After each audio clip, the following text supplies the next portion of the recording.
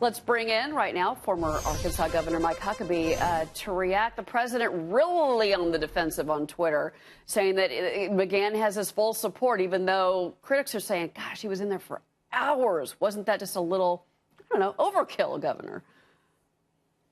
Yeah, 30 hours is a long time. In fact, I doubt Don McGahn, given how hard he has to work in the White House to work for this president, my guess he hasn't seen his family for 30 hours consecutively or even accumulatively almost since he's joined the administration. I'm wondering if Bob Mueller will invite him over for Thanksgiving since he's now kind of a part of the family over there.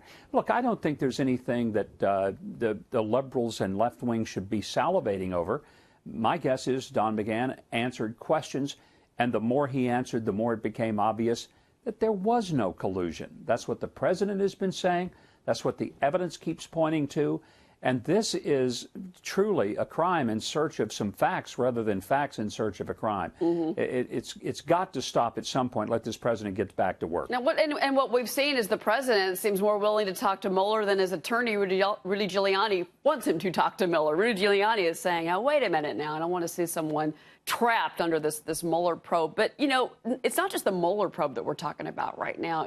On the collective, the president is now taking social media to task this week, and we've talked about that before in the mornings. He tweeted on Saturday, you know, that social media is totally discriminating against Republican conservative voices. Speaking loudly and clearly for the Trump administration, we won't let that happen. They are closing down the opinions of many people on the right, while at the same time doing nothing to others. Too many voices being destroyed, some good, some bad, and that cannot be allowed to happen. Who is making the choices? Because I can already tell you that too many mistakes are being made. Let everybody participate, good and bad. We're all just going to have to figure this out. Governor Huckabee, I mean, whether it's Twitter or Facebook or, I mean, you know, it seems that these social media companies really don't want conservative voices on their platforms.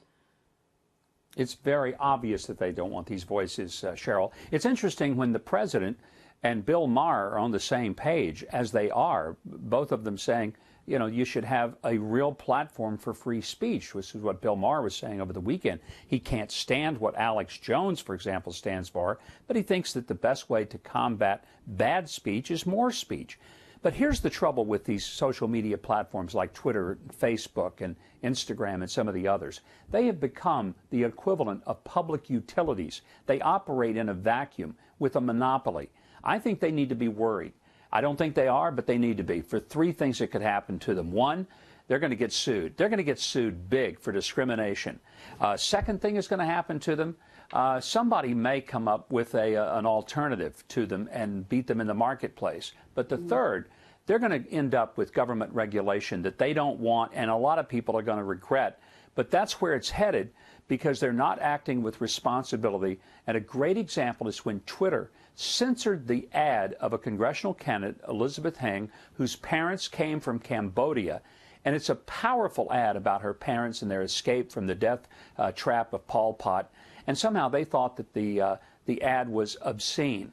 What's obscene is the censorship and the totalitarian control that these social media companies regulation's are a big word. out. Regulation's a big word, Governor Huckabee. There's been a lot of debates about that on our network today, about whether or not we should regulate these companies. It's a good question. What do you say?